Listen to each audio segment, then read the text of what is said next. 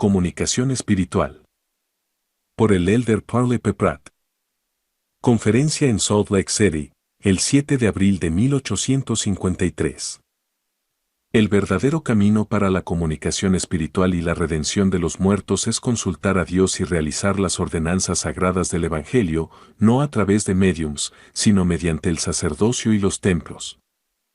Me sentí impulsado a reflexionar sobre este tema, no solo por mi conocimiento del estado actual del mundo y de los movimientos y poderes que parecen nuevos para muchos, sino también porque este texto, escrito por Isaías hace tantos siglos y copiado por Nefi antes del nacimiento de Jesucristo, parecía tan apropiado y directamente adaptado al estado actual de las cosas, como si hubiera sido escrito ayer o hace un año. ¿No consultará el pueblo a su Dios, consultará a los muertos por los vivos? Esta es una pregunta del profeta, formulada en un momento en que se invitaba a consultar a los que tenían familiaridad con los espíritus, con hechiceros, o en otras palabras, a magnetizadores, médiums, clarividentes y médiums escribientes. Cuando te digan estas cosas, entonces es el momento de considerar la pregunta de ese antiguo profeta: ¿no consultará el pueblo a su Dios, consultará a los muertos por los vivos?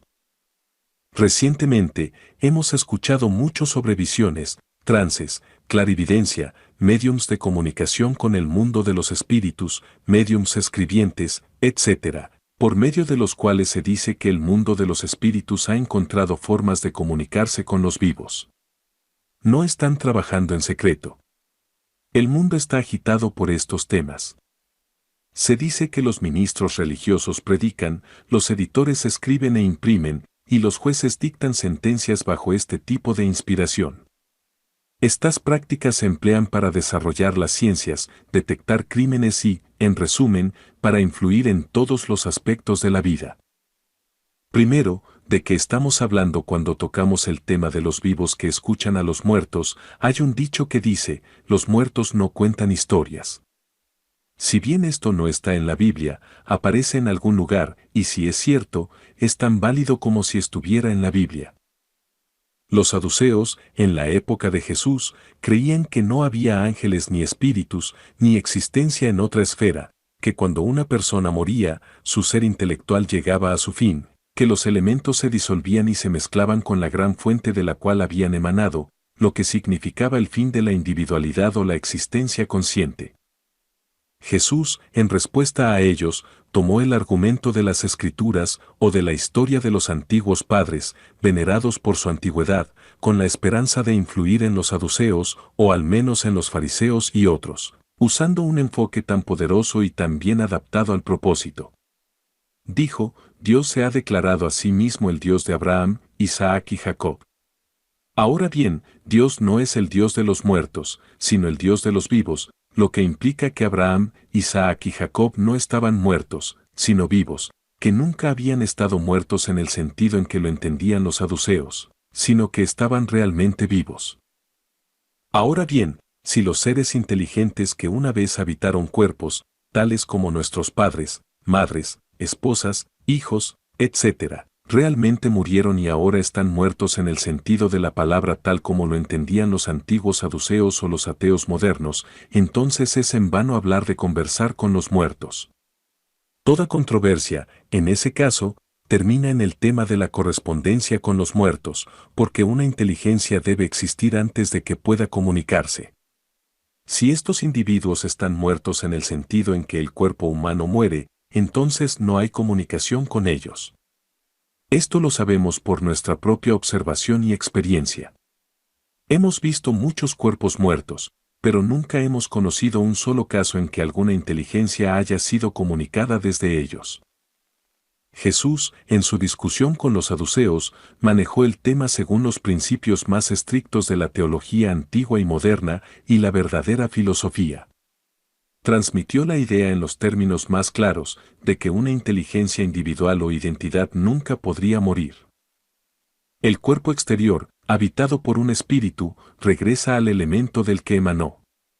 Pero el ser pensante, el agente individual y activo o identidad que habitaba ese cuerpo, nunca dejó de existir, de pensar, de actuar, de vivir, de moverse o de tener un ser, nunca dejó de ejercer esas simpatías, afectos, esperanzas y aspiraciones que se fundamentan en la misma naturaleza de las inteligencias, siendo principios inherentes e invaluables de su existencia eterna.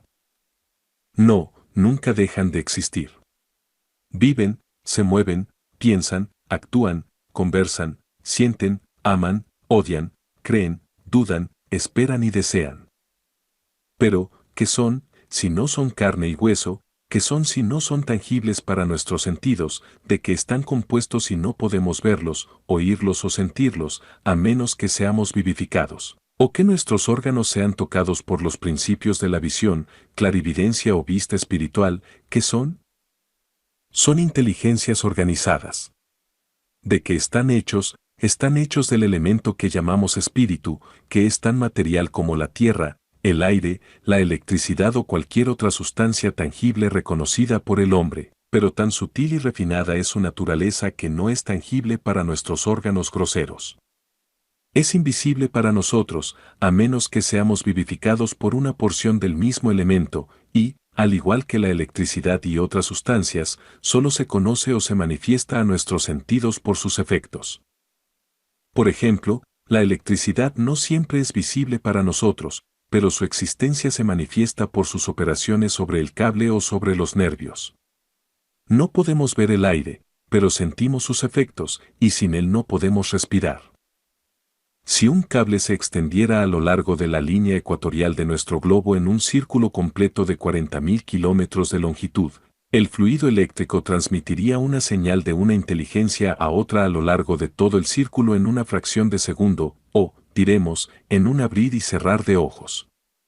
Esto prueba que el fluido espiritual o el elemento llamado electricidad es un poder físico, real y tangible, tan real y tangible como las rocas macizas que se colocaron ayer en los cimientos del templo que proyectamos.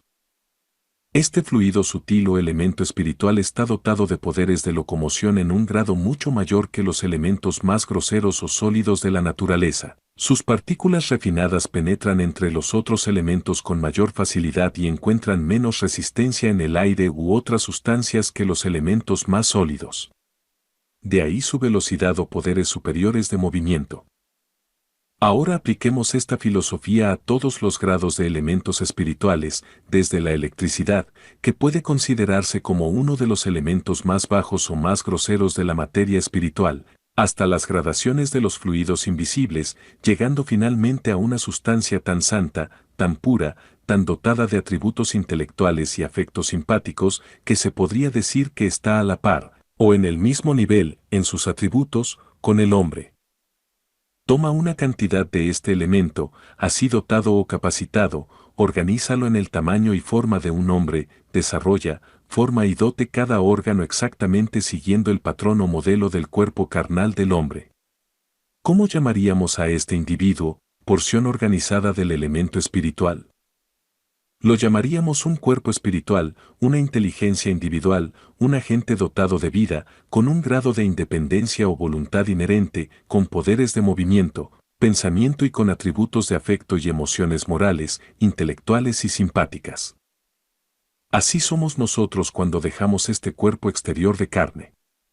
Seguimos interesados en nuestras relaciones, lazos de parentesco, simpatías, afectos y esperanzas, como si hubiéramos continuado viviendo, pero nos hubiéramos apartado y estuviéramos experimentando la soledad de la ausencia por un tiempo.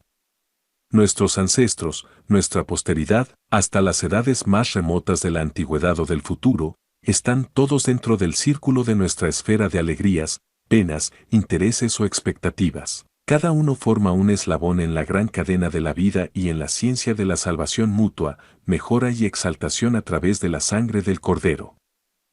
Nuestras perspectivas, esperanzas, fe, caridad, iluminación y mejora, en resumen, todos nuestros intereses están entrelazados e influenciados, en mayor o menor medida, por los actos de cada uno. ¿Es este el tipo de ser que se aparta de nuestra vista cuando su tabernáculo terrenal es dejado a un lado y el velo de la eternidad se interpone entre nosotros? Sí, verdaderamente. ¿Dónde va entonces? Al cielo, dice uno, al mundo eterno de gloria, dice otro, al reino celestial, para heredar tronos y coronas en toda la plenitud de la presencia del Padre y de Jesucristo, dice un tercero. Ahora, mis queridos oyentes, estas cosas no son así. Nada de esto es cierto. Tronos, reinos, coronas, principados y poderes en los mundos celestiales y eternos, y la plenitud de la presencia del Padre y de su Hijo Jesucristo, están reservados para los seres resucitados, que habitan en carne inmortal. El mundo de los seres resucitados y el mundo de los espíritus son dos esferas distintas, tan diferentes entre sí como nuestra propia esfera lo es del mundo de los espíritus. Entonces, ¿dónde va el espíritu cuando abandona su cuerpo terrenal? Pasa a la siguiente esfera de la existencia humana, llamada el mundo de los espíritus, con un velo que se interpone entre nosotros, en la carne, y ese mundo. Bien, dirán algunos, no hay más que un solo lugar en el mundo de los espíritus. No, hay muchos lugares y grados en ese mundo, tal como ocurre aquí en la tierra. Jesucristo, cuando estuvo ausente de su cuerpo, no ascendió inmediatamente al Padre para ser coronado y entronizado en poder. ¿Por qué? Porque aún no tenía un cuerpo resucitado, y por lo tanto tenía una misión que cumplir en otra esfera. ¿Dónde fue entonces? Al mundo de los espíritus, a los espíritus pecadores que murieron en sus pecados, siendo arrastrados por el diluvio en los días de Noé. El ladrón en la cruz, que murió al mismo tiempo, también fue al mismo mundo y al mismo lugar en ese mundo, porque era un pecador y, por lo tanto, fue a la prisión de los condenados, donde esperaría el ministerio de ese evangelio que no tuvo oportunidad de recibir mientras estuvo en la tierra. No corresponde a mí decir cuántos otros lugares visitó Jesús mientras estuvo en el mundo de los espíritus, pero hubo un momento en el que el ladrón ignorante estuvo con él en ese mundo. Y dado que comenzó a arrepentirse, aunque tarde, mientras estuvo en la tierra, tenemos razones para esperar que ese momento haya sido aprovechado por nuestro Salvador para ministrarle el Evangelio, el cual no tuvo oportunidad de enseñarle mientras agonizaba en la cruz. Hoy estarás conmigo en el paraíso, le dijo Jesús, o en otras palabras, hoy estarás conmigo en la próxima esfera de existencia, el mundo de los espíritus. Ahora, noten la diferencia. Jesús estaba allí como un predicador de justicia, como uno que tenía las llaves del apostolado o sacerdocio, ungido para predicar buenas nuevas a los mansos, para vendar a los quebrantados de corazón, para proclamar libertad a los cautivos y la apertura de la cárcel a los que estaban atados. ¿Por qué fue el ladrón allí? Fue en un estado de ignorancia y pecado, inculto, no mejorado y no preparado para la salvación. Fue allí para ser enseñado y completar ese arrepentimiento que comenzó en un momento de agonía mientras estuvo en la tierra. El ladrón había presenciado la muerte de Jesús en la cruz y había suplicado que lo recordara cuando viniera en posesión de su reino. El Salvador, en esas circunstancias extremas, no le enseñó entonces el Evangelio, sino que lo remitió a la próxima oportunidad, cuando se encontrarían en el mundo de los espíritus. Si el ladrón, así favorecido, continuó mejorando, no cabe duda de que ahora espera con esperanza la señal que se dará al sonido de la próxima trompeta, para que pueda dejar el mundo de los espíritus, volver a entrar en su cuerpo y ascender a un grado más alto de felicidad. Jesucristo, por otro lado, partió del mundo de los espíritus al tercer día, reentró en su cuerpo físico y ascendió para ser coronado a la diestra del Padre. Así que, Jesucristo y el ladrón en la cruz no han habitado juntos en el mismo reino o lugar durante estos 1800 años, y no tenemos pruebas de que se hayan visto desde entonces. Decir que Jesucristo habita en el mundo de los espíritus junto con aquellos cuyos cuerpos están muertos no sería verdad. Él no está allí. Solo permaneció en el mundo de los espíritus hasta el tercer día. Luego regresó a su cuerpo y ministró entre los hijos de la tierra durante 40 días, donde comió, bebió, habló, predicó, razonó a partir de las Escrituras, comisionó, mandó y bendijo. ¿Por qué hizo esto? Porque había ascendido a lo alto y había sido coronado con todo poder en los cielos y en la tierra, por lo tanto, tenía autoridad para hacer todas estas cosas. Este hecho responde a una pregunta que nuestros vecinos cristianos han planteado tantas veces en su abundancia de caridad hacia aquellos que, como el ladrón en la cruz, mueren en sus pecados, o sin haber recibido el bautismo y otras ordenanzas del Evangelio. La pregunta que naturalmente surge es, ¿todas las personas que mueren sin haber escuchado el Evangelio recibirán su mensaje tan pronto como lleguen al mundo de los espíritus? Para ilustrar esto, observemos el trato de Dios con las personas en este mundo. ¿Qué podemos razonar sino a partir de lo que sabemos y entendemos algunas cosas de este mundo, porque son visibles y las manejamos diariamente? ¿Escuchan todas las personas de este mundo el Evangelio tan pronto como tienen la capacidad de entenderlo? No, de hecho, muy pocas en comparación lo han escuchado en absoluto. Pregúntale a los pobres lamanitas que han habitado estas montañas con sus padres durante 1000 años, si alguna vez han escuchado el Evangelio, y te dirán que no. Pero, ¿por qué no? ¿Acaso no se predica el Evangelio en la tierra? Sí, ciertamente, pero la tierra es vasta, y las circunstancias varían mucho entre sus diferentes habitantes.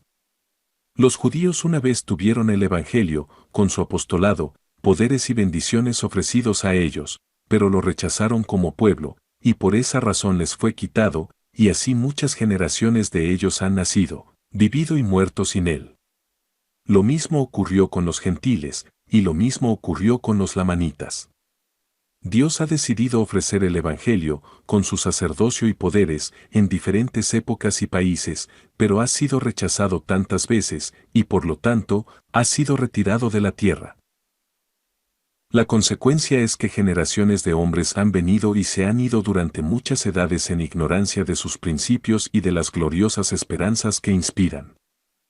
Estas bendiciones habrían continuado en la tierra y habrían sido disfrutadas por todas las edades y naciones de la humanidad, si no fuera por el albedrío de las personas.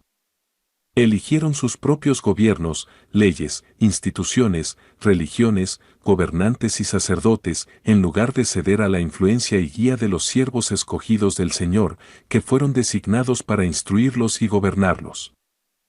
Como están entonces situados en el mundo de los espíritus, si razonamos por analogía, concluiremos rápidamente que las cosas allí existen de manera similar.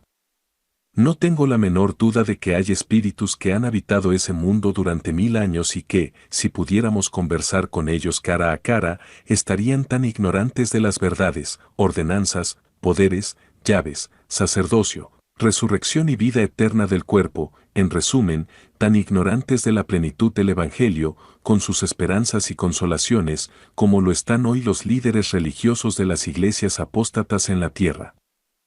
¿Por qué esta ignorancia en el mundo de los espíritus? Porque una porción de los habitantes de ese mundo no son dignos de las consolaciones del Evangelio hasta el tiempo de la plenitud, hasta que hayan sufrido en el infierno, en las prisiones de oscuridad o en las cárceles de los condenados, en medio de los tormentos de los demonios y espíritus malvados.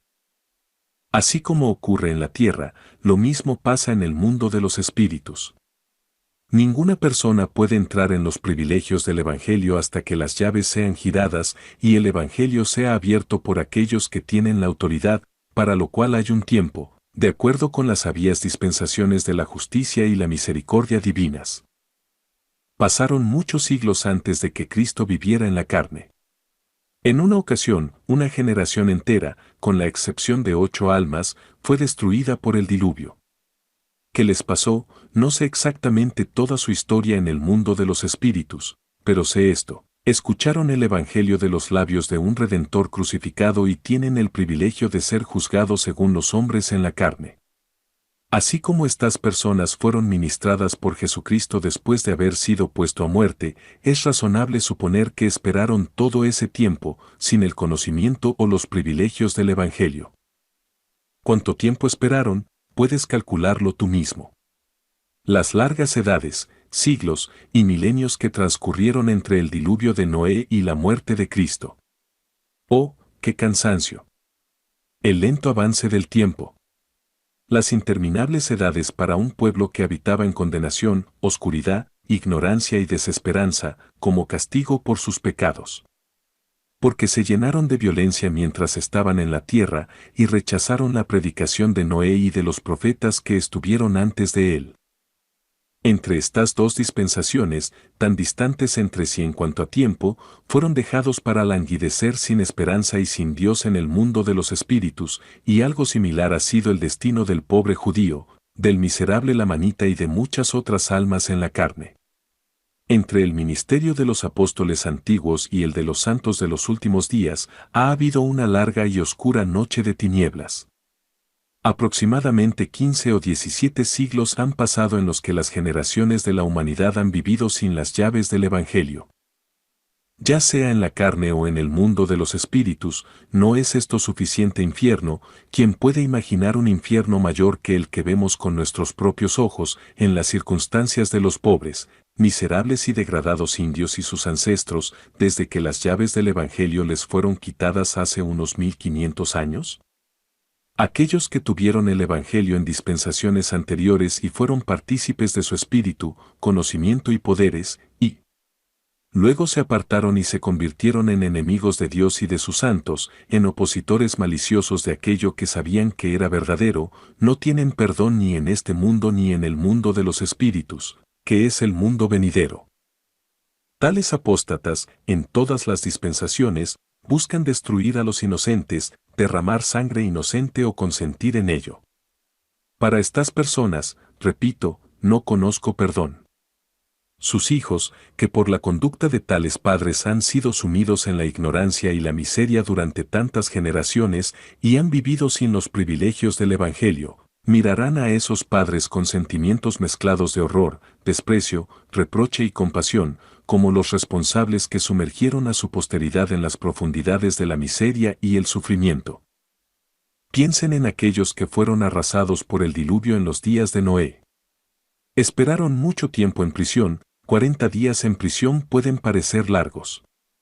¿Qué pensarías de 100, 1000, 2000, 3 o 4000 años de espera, sin siquiera una idea clara o esperanza de una resurrección de los muertos, sin que el corazón quebrantado sea sanado, sin que el cautivo sea liberado, o sin que se abra la puerta de la prisión? No esperaron, si lo hicieron, hasta que Cristo fue puesto a muerte en la carne. Ahora bien, ¿cuál habría sido el resultado si se hubieran arrepentido mientras estuvieron en la carne, durante la predicación de Noé? Pues habrían muerto con la esperanza de una gloriosa resurrección, habrían disfrutado de la sociedad de los redimidos y vivido en felicidad en el mundo de los espíritus hasta la resurrección del Hijo de Dios. Entonces habrían recibido sus cuerpos y habrían ascendido con Él en medio de tronos, principados y poderes en lugares celestiales. Supongamos, en el mundo de los espíritus, una categoría de espíritus del orden más bajo, compuesta por asesinos, ladrones, adúlteros, borrachos y personas ignorantes e incultas que están en prisión o en el infierno, sin esperanza, sin Dios y aún indignos de la instrucción del Evangelio. Tales espíritus, si pudieran comunicarse, no te hablarían de la resurrección ni de ninguna de las verdades del Evangelio, porque no saben nada de ellas. No te hablarían sobre el cielo o el sacerdocio, porque en todas sus andanzas por el mundo de los espíritus, nunca han sido privilegiados con el ministerio de un sacerdote santo. Si contaran toda la verdad que poseen, no podrían decir mucho.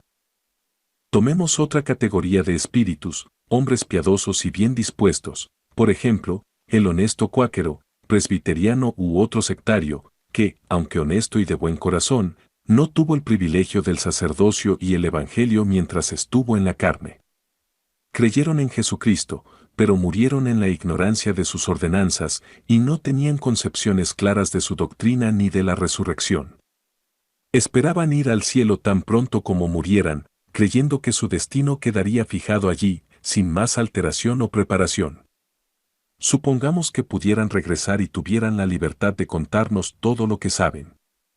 Cuánta luz podríamos obtener de ellos, solo podrían hablarnos de la naturaleza de las cosas en el mundo en el que viven. Y aún así, ese mundo no podríamos comprenderlo por sus descripciones, del mismo modo que sería difícil describir colores a un hombre nacido ciego, o sonidos a alguien que nunca ha oído. ¿Qué podríamos obtener de ellos? Conversaciones triviales, en las que habría una mezcla de verdad, error y confusión. Todas sus comunicaciones delatarían la misma falta de concepciones claras y lógicas, y de sentido común y filosofía sólida que caracterizaría a la misma clase de espíritus en la carne. ¿Quién, entonces, está preparado, entre los espíritus en el mundo de los espíritus, para comunicar la verdad sobre el tema de la salvación, para guiar al pueblo, dar consejo, consolar, sanar a los enfermos, administrar gozo y esperanza de inmortalidad y vida eterna, basadas en la verdad manifiesta? Todos aquellos que han sido resucitados de entre los muertos y revestidos de inmortalidad, todos aquellos que han ascendido a los cielos y han sido coronados como reyes y sacerdotes, todos esos son nuestros compañeros siervos, y de nuestros hermanos los profetas, que tienen el testimonio de Jesús. Todos esos están esperando la obra de Dios entre su posteridad en la tierra. Podrían declarar buenas nuevas si estuviéramos preparados para comunicarnos con ellos. ¿Qué más? Pedro, Santiago, José, Hiram, el padre Smith, cualquiera o todos esos santos antiguos o modernos que han partido de esta vida, que están investidos con los poderes del apostolado eterno o del sacerdocio, y que han ido al mundo de los espíritus, no para lamentarse, sino como mensajeros gozosos, portadores de buenas nuevas de verdad eterna a los espíritus en prisión, no podrían enseñarnos cosas buenas, si se les permitiera hacerlo. Pero supongamos que todos los espíritus fueran honestos y buscaran la verdad. Aún así, cada uno solo podría hablar de las cosas que tiene el privilegio de saber, comprender o que le han sido reveladas, o que están dentro del alcance de su intelecto. Si este fuera el caso, ¿qué desearíamos entonces en la comunicación con el mundo eterno, ya sea por visiones, ángeles o espíritus ministrantes? Pues, si una persona está enferma, le gustaría ser visitada, consolada o sanada por un ángel o un espíritu. Si un hombre está en prisión, le gustaría que un ángel o un espíritu lo visitara, lo consolara o lo liberara. Un hombre náufrago desearía ser instruido sobre cómo escapar, junto a sus compañeros, de una muerte segura en el mar. En caso de hambre extrema, un pan traído por un ángel sería muy bien recibido. Si un hombre estuviera viajando y asesinos acecharan en cierto camino, un ángel sería útil para advertirle y aconsejarle tomar otro rumbo. Si un hombre estuviera predicando el Evangelio, un ángel sería útil para informar a sus vecinos sobre su misión sagrada, como en el caso de Pedro y Cornelio. ¿No te gustaría tener ángeles a tu alrededor, para guiarte y aconsejarte en cada emergencia? Los santos desearían entrar en un templo sagrado y tener a su presidente y sus asistentes ministrando por los muertos. Aman a sus padres, aunque casi los hayan olvidado. Nuestros padres han olvidado transmitirnos su genealogía. No han sentido el interés suficiente para enseñarnos los nombres, tiempos y lugares de nacimiento, y en muchos casos, ni siquiera nos han enseñado cuándo y dónde nacimos nosotros mismos, ni quiénes fueron nuestros abuelos y su ascendencia. ¿Por qué sucede esto? Debido al velo de ceguera que ha caído sobre la tierra, porque no ha habido una verdadera iglesia, ni sacerdocio, ni orden patriarcal, ni un lugar sagrado para preservar los registros antiguos, ni conocimiento de los lazos eternos de parentesco, ni de las relaciones mutuas o intereses eternos. Los corazones de los hijos se han vuelto extraños a sus padres, y los corazones de los padres a los hijos, hasta que vino uno en el espíritu y poder de Elías para abrir la comunicación entre mundos y encender en nuestro pecho ese resplandor de afecto eterno que yacía dormido. Supongamos que nuestro templo estuviera listo y entráramos allí para actuar en favor de los muertos, solo podríamos actuar por aquellos cuyos nombres conocemos. Y esos son pocos para la mayoría de nosotros los estadounidenses. ¿Por qué es así? Porque nunca hemos tenido tiempo de mirar hacia los cielos, ni al pasado ni al futuro, tan ocupados hemos estado con las cosas de la tierra. Apenas hemos tenido tiempo para pensar en nosotros mismos, mucho menos en nuestros padres. Es hora de que toda esta insensibilidad e indiferencia termine, y que nuestros corazones se abran, que nuestra caridad se extienda, y que nuestros pechos se expandan para alcanzar, ¿a quién? A aquellos que consideramos muertos. Dios, en su condescendencia, nos habla de nuestros padres como si estuvieran muertos, aunque todos ellos son espíritus vivientes y vivirán para siempre. No tenemos muertos. Solo piensen en ello. Nuestros padres están todos vivos, conscientes, actuando y siendo agentes activos, solo nos han enseñado erróneamente que están muertos.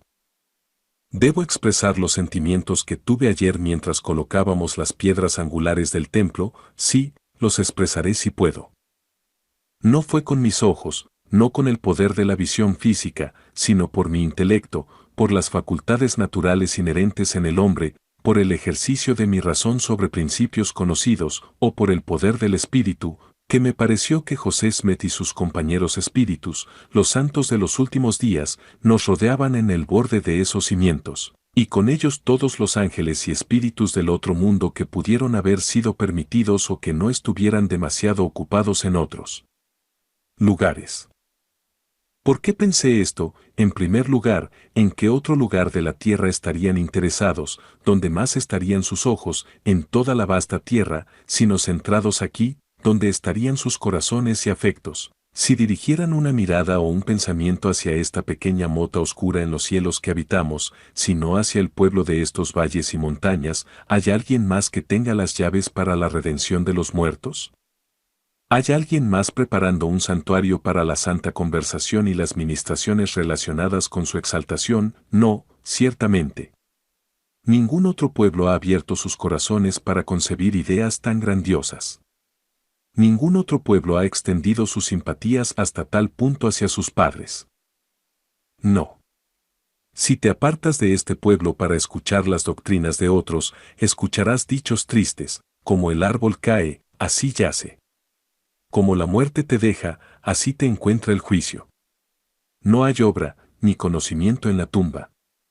No hay cambio después de la muerte, sino que estás fijado, irreversiblemente, por toda la eternidad. En el momento en que el aliento deja el cuerpo, debes ir a un extremo del cielo o del infierno, para regocijarte con Pedro en tronos de poder en la presencia de Jesucristo en los cielos, o, por otro lado, para rodar en las llamas del infierno con asesinos y demonios. Tales son las doctrinas de nuestros hermanos sectarios, quienes profesan creer en Cristo, pero no conocen los misterios de la piedad, ni los recursos ilimitados de la caridad eterna y la misericordia que dura para siempre. Aquí es donde el mundo espiritual miraría con intenso interés. Aquí es donde las naciones de los muertos, si se me permite llamarlos así, concentrarían sus esperanzas de ministración en la tierra en su favor. Aquí es donde los millones incontables del mundo espiritual mirarían para recibir las ordenanzas de redención en la medida en que hayan sido iluminados por la predicación del Evangelio, desde que las llaves de la dispensación anterior fueron quitadas de la tierra. ¿Por qué, si miraran hacia la tierra, sería hacia esas piedras angulares que colocamos ayer? Si escucharan, sería para oír los sonidos de las voces y los instrumentos, y la mezcla de música sagrada y marcial en honor al comienzo de un templo para la redención de los muertos. Con qué intensidad de interés escucharían las canciones de Sión, y serían testigos de los sentimientos de sus amigos. Estarían contentos de contemplar las bayonetas resplandecientes de los guardias alrededor del terreno del templo, y anhelarían el día en que haya 1000 donde ahora hay solo uno. Quieren ver un pueblo fuerte, reunido y unido, con suficiente poder para mantener un lugar en la tierra donde se pueda erigir una fuente bautismal para el bautismo por los muertos. Aquí es donde todas sus expectativas están centradas.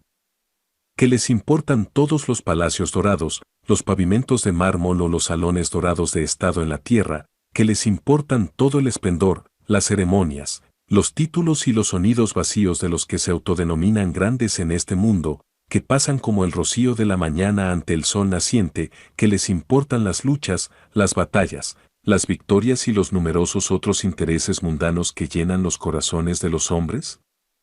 Ninguna de estas cosas les interesa. Sus intereses están centrados aquí, y desde aquí se extienden a la obra de Dios entre las naciones de la tierra. Pensó José Smith en el mundo de los espíritus, en algo más ayer, aparte de los actos de sus hermanos en la tierra. Puede que haya estado necesariamente tan ocupado que no tuvo tiempo para mirar o pensar en sus amigos en la tierra.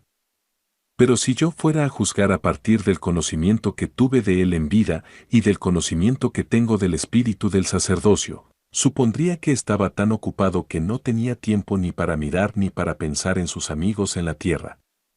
Siempre estuvo ocupado mientras estuvo aquí, y nosotros también lo estamos. El espíritu de nuestra santa ordenación y unción no nos dejará descansar. El espíritu de su llamado nunca lo dejará descansar mientras Satanás, el pecado, la muerte o la oscuridad tengan un pie de terreno en esta tierra. Mientras el mundo de los espíritus contenga a un solo amigo suyo, o la tumba tenga cautivo a uno de sus cuerpos, él nunca descansará ni disminuirá sus labores. Sería como hablar de Saúl, rey de Israel, descansando mientras Israel era oprimido por los cananeos o filisteos, después de que Samuel lo ungiera como rey. Al principio, era como otro hombre, pero cuando la ocasión llamaba a las energías de un rey, el espíritu de su unción vino sobre él. Mató a un buey, lo dividió en 12 partes y envió una parte a cada una de las tribus de Israel, con esta proclamación: así se hará con el buey del hombre que no venga a ayudar al Señor de los ejércitos. Vosotros, élderes de Israel, descubriréis que hay un espíritu sobre vosotros que os impulsará a un esfuerzo continuo, y nunca os permitirá sentiros en paz en Sión mientras quede una obra sin terminar en el gran plan de redención de nuestra raza.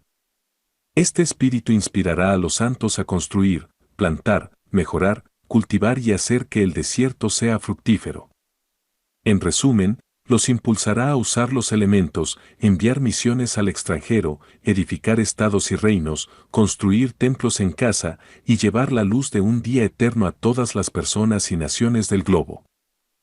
Habéis sido bautizados, habéis recibido la imposición de manos, y algunos han sido ordenados y ungidos con una santa unción. Se os ha dado un espíritu. Y descubriréis que si intentáis descansar, será el trabajo más difícil que hayáis realizado. Cuando regresé de una misión extranjera, me presenté ante nuestro presidente e inquirí sobre cuál debía ser mi siguiente tarea. Descansa, dijo él. Si se me hubiera asignado darle la vuelta al mundo, cavar una montaña, ir a los confines de la tierra o atravesar los desiertos de Arabia, habría sido más fácil que intentar descansar mientras el sacerdocio estaba sobre mí. He recibido la santa unción, y nunca podré descansar hasta que el último enemigo sea conquistado, la muerte sea destruida, y la verdad reine triunfante. Que Dios os bendiga a todos. Amén. Resumen. En su discurso Parle P. Pratt aborda el fenómeno creciente en su tiempo relacionado con la comunicación con los espíritus, como visiones, médiums y clarividencia. Se basa en las escrituras de Isaías y Nefi para recalcar que el pueblo debe consultar a Dios, no a los muertos, sobre asuntos de la vida. Él contrasta la creencia de los saduceos, que negaban la existencia del espíritu después de la muerte, con la enseñanza de Jesucristo de que las almas de los muertos viven en el mundo espiritual, en espera de la resurrección. Pratt enfatiza que los espíritus son entidades organizadas de materia espiritual, invisibles a los sentidos humanos a menos que se experimente una visión espiritual. También explica que, después de la muerte, los espíritus no van inmediatamente al cielo o al infierno, sino que entran en el mundo de los espíritus, donde existen diferentes esferas y grados. Jesucristo, tras su muerte, fue al mundo de los espíritus para predicar a las almas que murieron sin escuchar el Evangelio. Esta enseñanza se extiende a la doctrina mormona de la redención de los muertos, en la que los vivos tienen la responsabilidad de realizar ordenanzas por sus antepasados en los templos. Pratt concluye señalando que los espíritus justos, como los profetas y los líderes del sacerdocio, siguen trabajando activamente en la obra de salvación desde el mundo espiritual, y que los santos en la tierra tienen una conexión profunda con ellos en la obra del Evangelio. Este discurso es una respuesta a los movimientos espiritistas que estaban en auge en la década de 1850, con Pratt ofreciendo una perspectiva desde la teología de los santos de los últimos días. En lugar de recurrir a prácticas como la consulta de médiums, Pratt argumenta que la verdadera comunicación espiritual debe ser con Dios, a través de los profetas y el sacerdocio autorizado. Él apoya esta idea con la referencia a las Escrituras y las enseñanzas de Jesucristo sobre la vida eterna y la existencia de los espíritus. Pratt también introduce una perspectiva teológica profunda sobre la vida después de la muerte, destacando que el mundo de los espíritus es un lugar de preparación y enseñanza, donde los espíritus siguen creciendo y aprendiendo.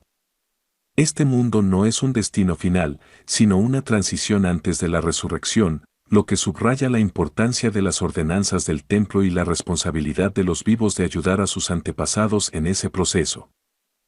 El discurso de Pratt presenta un enfoque claro y firme hacia la idea de la comunicación espiritual y la salvación de los muertos. En lugar de dejarse llevar por las prácticas populares de espiritismo de la época, propone una visión ordenada y jerárquica del mundo espiritual, con el Evangelio como la única fuente legítima de guía y consuelo. Su énfasis en la importancia de las ordenanzas por los muertos y la redención continua muestra la importancia central que los templos tienen en la obra de salvación de los santos de los últimos días. Comunicación espiritual ofrece una enseñanza crucial sobre la verdadera naturaleza de la vida después de la muerte y el papel del Evangelio en la redención de los vivos y los muertos.